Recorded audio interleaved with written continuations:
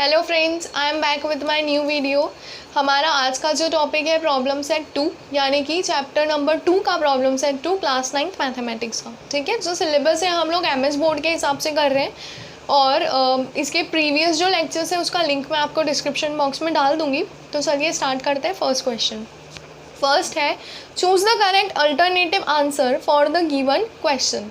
Questions आपको दिए हैं, उसके लिए चूज़ द करेक्ट है। ठीक है, सही वाला जो ऑप्शन है आपको चूज़ करना है। तो फर्स्ट क्वेश्चन है, which one of the following is an irrational number. मतलब हमें बताना है कि इन सब में से इर्रेशनल नंबर कौन सा है। तो देखिए यहाँ पर 16/25, इसको हम थोड़ा रफली सॉल्व करते हैं। फर्स्ट क्या है आपका, फर्स्ट है रूट के अंदर 16/25। सबसे पहले तो इर्रेशनल नंबर होता क्या है, हमने चैप्टर के स्टार्टिंग में पढ़ा था। Rational number, irrational number, real numbers, सारी चीज़ें हमने पढ़ी है। सर्ड क्या होता है ये भी पढ़ी है। तो प्रॉब्लम सेट 2 क्या है, मिसलेनियस है। हम इसे बोल सकते हैं मिसलेनियस है, सारे जितना भी हमने पढ़ा है उसका एक ओवरव्यू। ठीक है, तो 16/25, तो ये क्या बन जाएगा, 16 किसका स्क्वायर होता है 4 का, और 25 होता है 5 का। मतलब ये क्या मिल गया हमें 4/5, है ना। तो 4/5 इर्रेशनल नंबर है क्या, नहीं है। इर्रेशनल नंबर होता क्या है मैं बता दूं, अगर ऐसा कोई नंबर है रूट के अंदर जो सॉल्व नहीं हो पा रहा है आगे, तो वो क्या कहलाता है, इर्रेशनल नंबर। ठीक है, इट मीन्स कि अगर रूट को सॉल्व करने के बाद हमें कोई पॉजिटिव रैशनल नंबर नहीं मिल रहा है, so that is known as irrational number.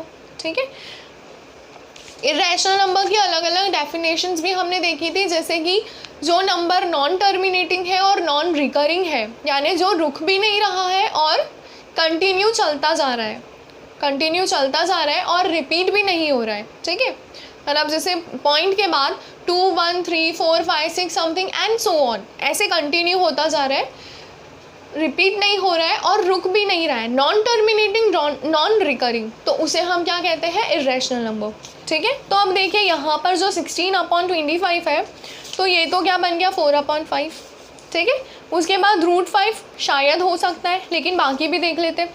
3/9, तो ये तो रूट में है ही नहीं, ये तो क्या हो गया, एक रैशनल नंबर। और ये है 196, ये रूट नहीं है, ये क्या है 196 और उसके ऊपर बार, मतलब ये जो नंबर है ये भी रूट में नहीं है। तो कौन सा बना फिर, √5। तो आपका आंसर क्या है, √5।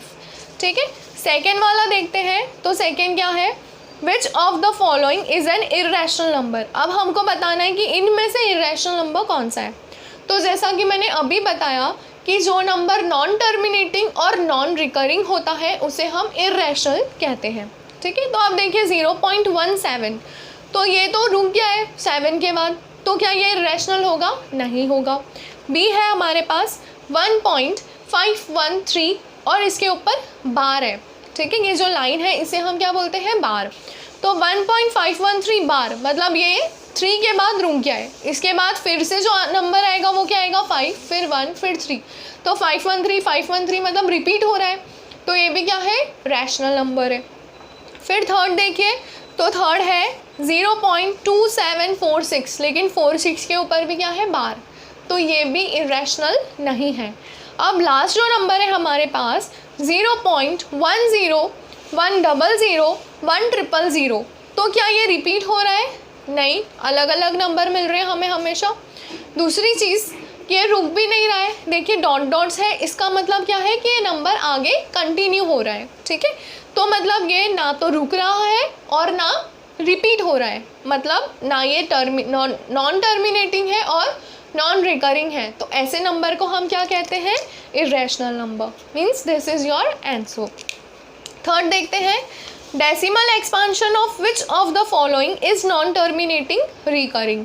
मतलब हमें बताना है कि इन सब का अगर हम डेसिमल एक्सपांशन करेंगे, यानी जब इसको हम p/q से चेंज कर डेसिमल फॉर्म में लिखेंगे, तो नॉन टर्मिनेटिंग रिकरिंग कौन सा होगा, नॉन टर्मिनेटिंग रिकरिंग। तो अब हमें पता है कि 5 और 2 दोनों जो नंबर्स, जिस नंबर के प्राइम फैक्टर्स होते हैं, तो वो क्या कहलाता है, रैशनल नंबर, है ना। टर्मिनेटिंग कौन सा होता है, जिसमें 2 और 5 प्राइम फैक्टर्स होते हैं, वो होता है टर्मिनेटिंग। और हमें क्या बताना है, नॉन टर्मिनेटिंग रिकरिंग।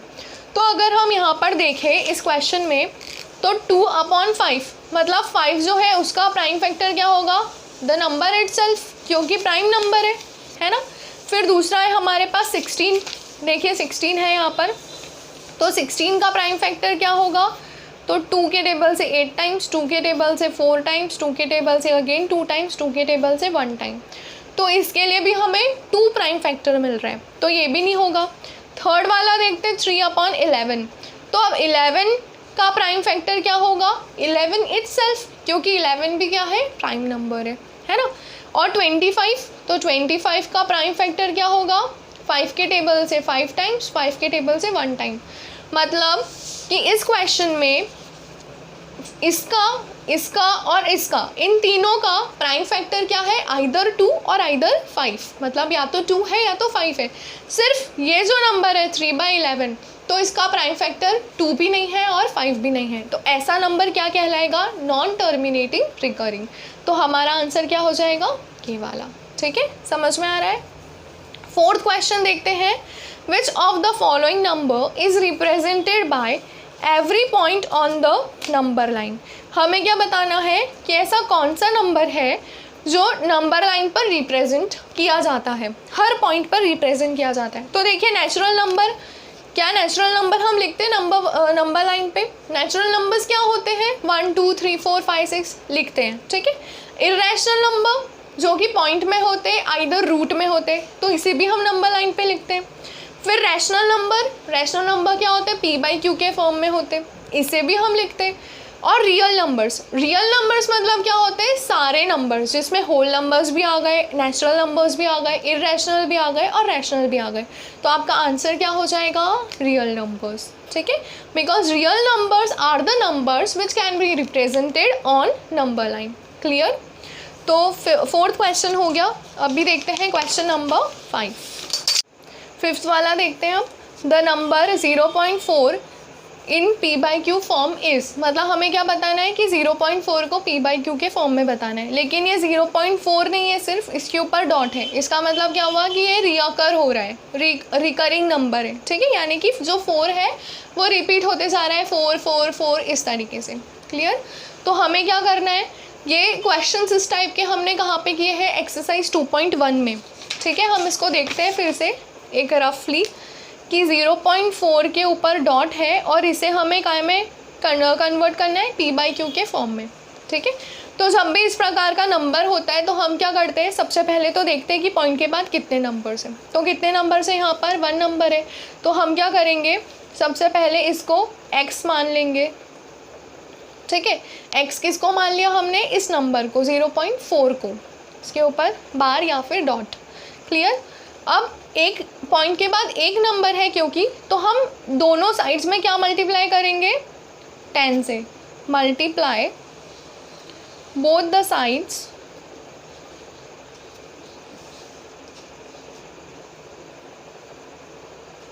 बाय 10।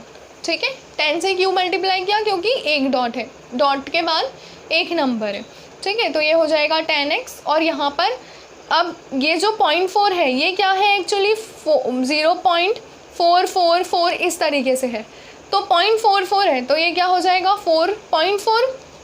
10 से जब हम इसको मल्टीप्लाई करेंगे तो ये 4.4 हो जाएगा, है ना। फिर इसके बाद जो नेक्स्ट स्टेप है, तो हमें क्या करते हैं, इसमें 10x minus x equals to, अब ये 4.4 है ना, और x की वैल्यू कितनी है, 0.4। इधर भी माइनस करना पड़ेगा, अगर हम इधर माइनस कर रहे तो 10 में से x गया, कितना बचा, 9x इक्वल्स टू, यहाँ पर क्या हो जाएगा 4।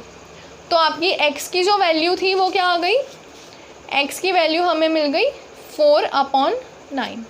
ठीक है, तो एक चीज़ यहाँ पर हमें नोटिस करनी है कि अगर पॉइंट के बाद एक नंबर है तो अपॉन में 9 ही मिलेगा, अगर पॉइंट के बाद 2 नंबर है तो हमें क्या मिलेगा, अपॉन में 999 मिलेगा। ठीक है, अगर 3 नंबर है तो 999, हमेशा ये ध्यान रखना है। ठीक है, तो आंसर क्या आ गया इस क्वेश्चन के लिए, 4/9। ठीक है, व्हाट इज़ योर आंसर, 4/9। अब देखते हैं 6th वाला, what is root n if n is not a perfect square number. ठीक है। अब परफेक्ट स्क्वायर क्या होता है, जैसे कि 16 कहाँ पर है, n की प्लेस पर, और n कहाँ पर है, रूट के अंदर। मतलब रूट के अंदर अगर 16 है तो वो क्या है, एक परफेक्ट स्क्वायर, उसका आंसर क्या आएगा 4। लेकिन अगर रूट के अंदर 5 है तो इसको हम सॉल्व कर पाएंगे क्या, नहीं कर पाएंगे। मतलब 5 is not a perfect square. तो ऐसे नंबर को हम क्या बोलते हैं, इर्रेशनल नंबर। ठीक है, ऐसे नंबर को हम क्या बोलते हैं, इर्रेशनल नंबर। तो यहाँ पे आंसर क्या है, इर्रेशनल नंबर। क्लियर हुआ।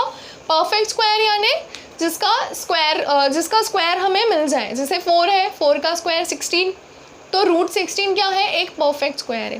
क्लियर। 8th क्वेश्चन देखते हैं, sorry 7th। Which of the following is not a surd. अब हमें बताना है कि सर्ड नहीं है, कौन सा सर्ड नहीं है। तो सबसे पहले तो सर्ड क्या होता है, तो सर्ड क्या होता है कि रूट के अंदर एक पॉजिटिव रैशनल नंबर हो और इसका जो टोटल आंसर मिले वो इर्रेशनल नंबर मिले, है ना। तो अब जैसे कि रूट 7 क्या सर्ड है, रूट 7 आगे सॉल्व होगा क्या, नहीं होगा, मतलब दिस इज़ अ सर्ड। अब जैसे कि रूट के अंदर 17 और कौन सा रूट है, क्यूब रूट है, यहाँ पर 3 लिखा है मतलब क्यूब रूट है, तो ये भी क्या है, एक सर्ड है, क्योंकि ये एक इर्रेशनल नंबर है रूट 17। फिर रूट 64। अब 64 क्या है, 64 जहाँ तक हमें पता है कि ये क्यूब रूट है। क्या है, क्यूब है, किसका क्यूब है, 4 का। और यहाँ पर भी क्या दिया है, क्यूब रूट दिया है। मतलब 64 रूट, क्यूब रूट ऑफ 64 को हम कुछ इस प्रकार से लिख सकते हैं क्या, 64 की पावर 1/3 लिख सकते हैं। और 64 को हम क्या लिख सकते हैं, 4 की पावर 3, और ये 1/3 है ना। तो 3 से 3 कैंसिल हो गया, तो आंसर क्या बचा, 4। मतलब ये तो हमें एक पॉजिटिव नंबर मिल गया, तो मतलब ये सर्ड नहीं है, नॉट अ सर्ड। ठीक है, this number is not a surd. और 193, तो 193 भी क्या है, ये प्राइम नंबर है, मतलब इर्रेशनल नंबर है, रूट में पॉजिटिव रैशनल नंबर है, लेकिन ये आगे सॉल्व नहीं होगा, तो ये भी इर्रेशनल नंबर कहलाएगा, यानी कि ये भी सर्ड कहलाएगा। तो इस सब में सर्ड कौन सा नहीं है, ये वाला। ठीक है, क्योंकि ये क्या बन रहा है, सॉल्व करने के बाद एक positive rational number. Clear. Question number 8 देखते हैं। What is the order of the surd.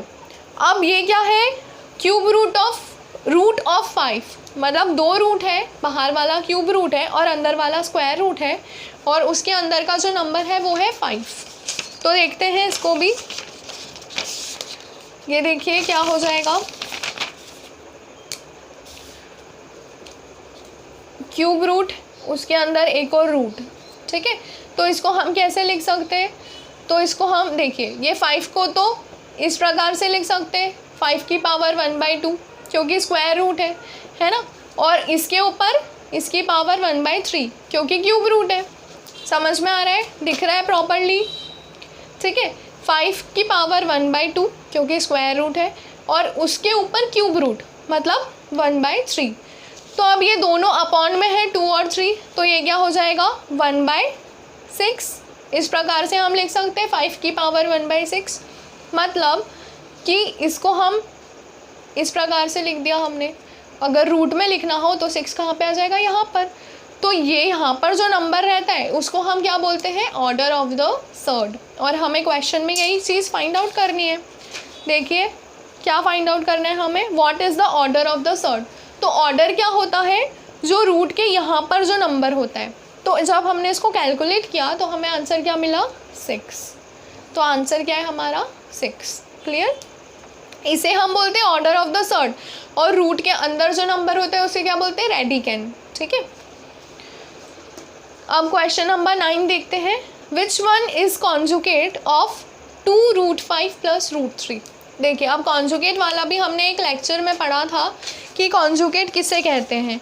तो किसे कहते हैं कॉन्जुगेट, नंबर सेम होते हैं लेकिन उसका जो साइन होता है वो चेंज हो जाता है।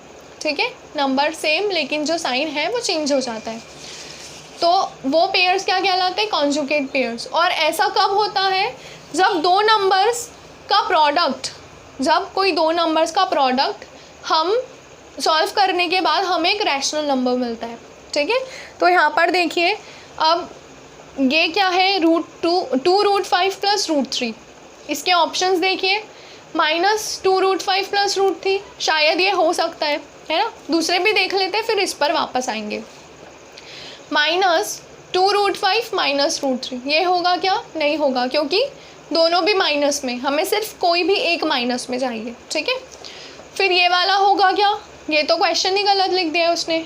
यहाँ पर क्या है? 2√5 प्लस √3, और यहाँ पर लिख दिया है 2√3 माइनस √5, तो मतलब ये भी नहीं होगा।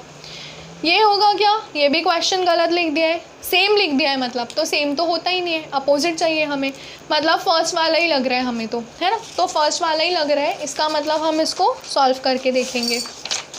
तो देखते हैं सॉल्व करके।